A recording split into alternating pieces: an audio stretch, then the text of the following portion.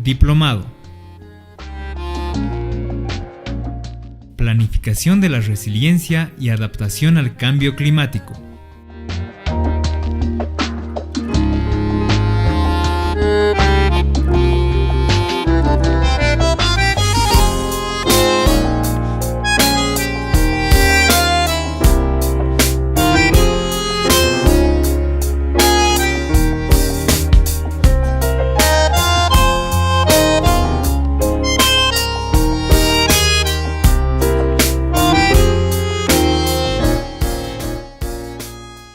Módulo 2. Mecanismos internacionales para enfrentar el cambio climático. Planteamientos y posición del Estado Plurinacional de Bolivia. Curso Cambio climático en el panorama internacional, parte 2. Gonzalo Rolando Lora Beizaga. Maestría en Gerencia Ambiental, Universidad de los Andes, Bogotá, Colombia. Becario de la Fundes Mori.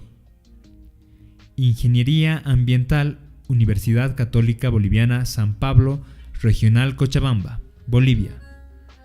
Realizó investigaciones particulares aplicadas sobre la sabiduría de la unidad de los pueblos ancestrales del Abya Yala, sobre la base de la obra y guía del Dr. José Mario Ilsecas y la Magister Tatiana González. Negociador ante la Convención Marco de Naciones Unidas sobre Cambio Climático y ha trabajado asesorando proyectos de adaptación al cambio climático dentro del marco del programa piloto de Cultura de Resiliencia.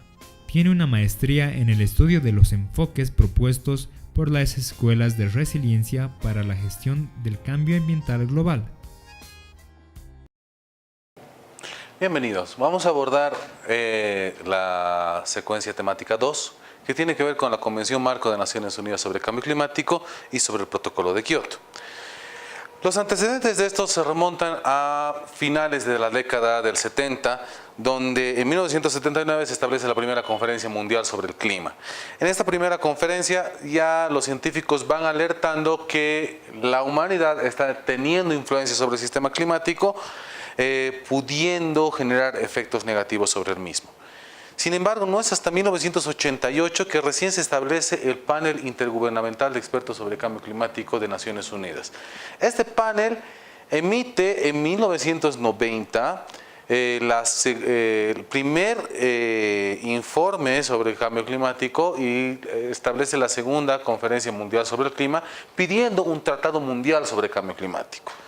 En 1991, el Comité Intergubernamental de Negociación de Naciones Unidas adopta la Convención Marco de Naciones Unidas sobre el Cambio Climático y en el 92 se abre a firma para que cuando la cantidad de países necesarios ratifiquen este instrumento entre en vigor, y esto se da en 1994.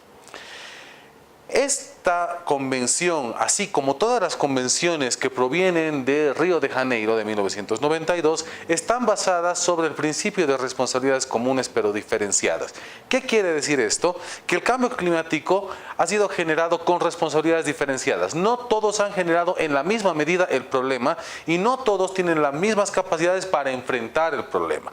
Por eso hay que reconocer estas responsabilidades que son comunes pero diferenciadas, donde no todos los países son responsables, no todos los países tienen las capacidades para responder a estos impactos del cambio climático y debemos tomar en cuenta las condiciones económicas de cada país para pedirle que reaccione tanto para generar medidas de mitigación como para generar medidas de adaptación. Este contexto de responsabilidades comunes pero diferenciadas también diferencia los compromisos y la naturaleza del tratamiento de los países dentro de esta convención, dividiéndolos, poniendo un grupo de países en un anexo que es conocido como el anexo 1.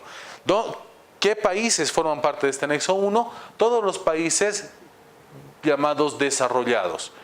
Están todos los países que están dentro de la Organización de Estados para la Cooperación para el Desarrollo y las llamadas economías en transición, que corresponde al bloque de países de la ex Unión Soviética. y las partes que no están incluidas en el anexo 1, donde están los países en vías de desarrollo. Encontramos que las partes del anexo 1, por ejemplo, están divididas en bloques de negociación.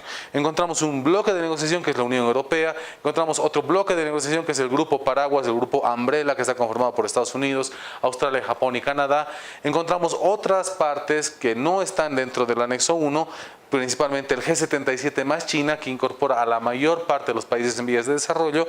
Tenemos otros grupos como los pequeños países insulares, que son los AOCIS, el grupo africano, el grupo de Latinoamérica y el Caribe, el grupo de los países árabes, el grupo de los países productores de petróleo, entonces el grupo de los indígenas. Encontramos una diversidad de grupos que están negociando dentro de la convención. El órgano máximo de toma de decisión de la convención se llama Conferencia de las Partes, y básicamente cada país es una de las partes que forma parte de esta convención, las partes que han ratificado la Convención Marco de Naciones Unidas sobre Cambio Climático. Esta tiene como órgano de asesoramiento al IPCC, al panel de expertos sobre cambio climático, que es la instancia que le da los insumos científicos a la Conferencia de las Partes para que tome las decisiones políticas a nivel global para enfrentar el cambio climático. Y además cuenta con un fondo financiero que es el Fondo para el Medio Ambiente Mundial, o el famoso GEF, que es el que canaliza los fondos que se destinan hacia el cambio climático. Tenemos dos grupos de asesoramiento, un grupo de asesoramiento científico y tecnológico, que es el SAPSTA, y un grupo de asesoramiento de implementación, que es el SBI.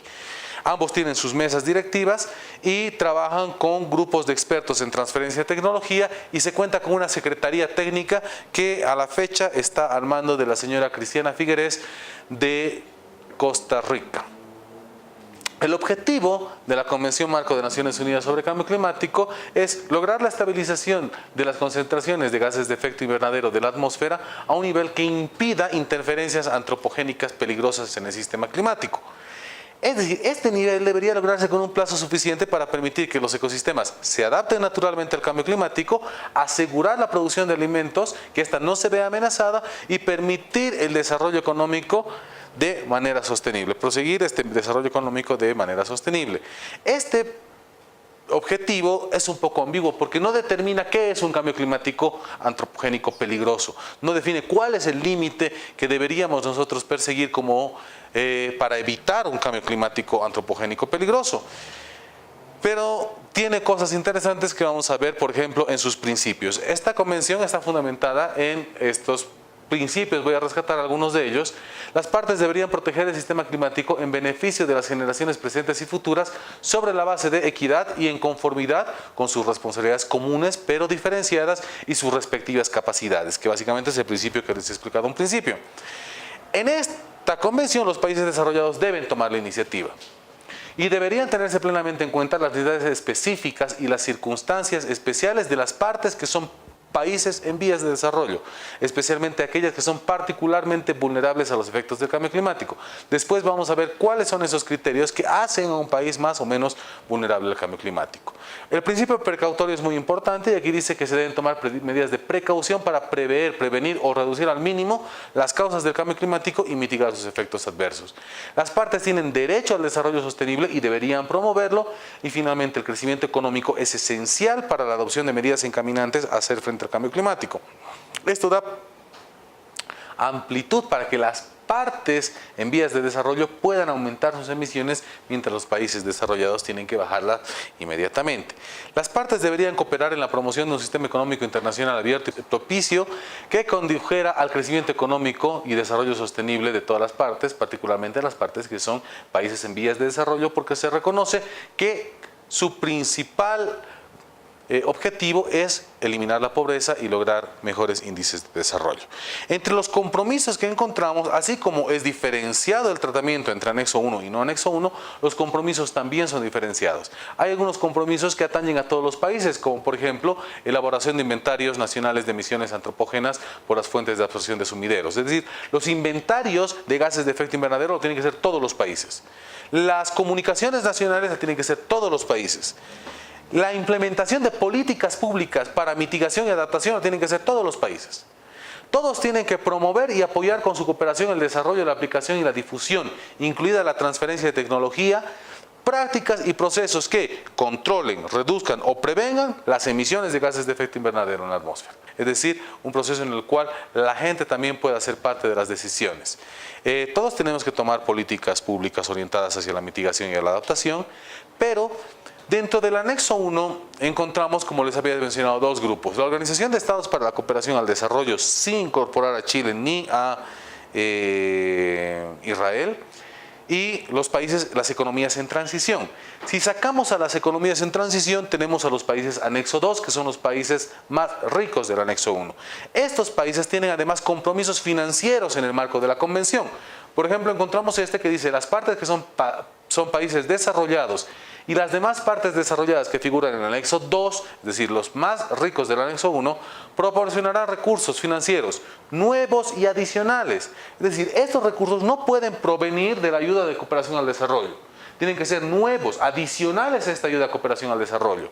Y estos tienen que estar destinados a cubrir los gastos totales que nosotros como países en vías de desarrollo infringamos o tengamos que correr para cumplir nuestras obligaciones en el marco de la convención. Es decir, nuestros inventarios, nuestras comunicaciones nacionales están financiadas por plata de los países anexo 2.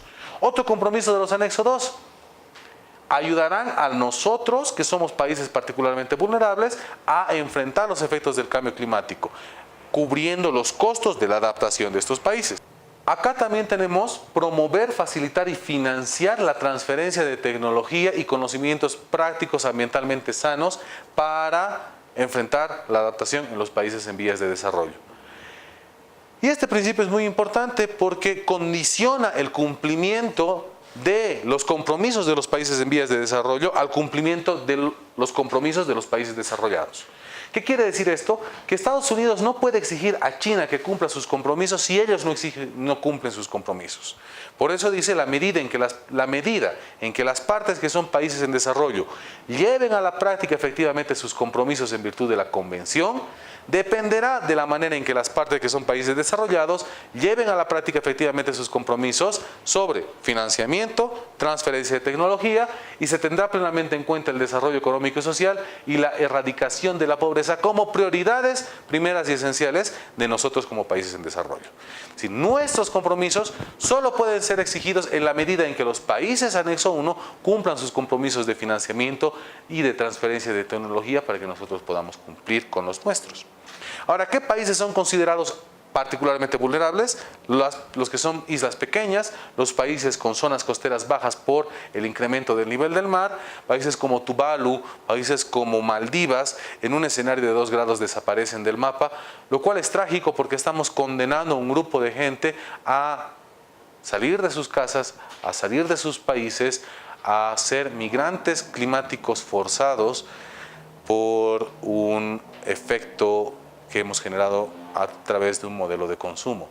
Los países con zonas áridas y semiáridas que tienen desiertos, las zonas con cobertura forestal, zonas expuestas al deterioro forestal, países con zonas propensas a desastres naturales, países expuestos a sequías y desertificación, países con alta contaminación atmosférica urbana, países con ecosistemas frágiles, incluidos ecosistemas montañosos, países con economías que dependen en gran medida de los ingresos generados por la producción, procesamiento y exportación de combustibles fósiles y productos asociados a la energía intensiva o de su consumo, y países sin litoral y países en tránsito.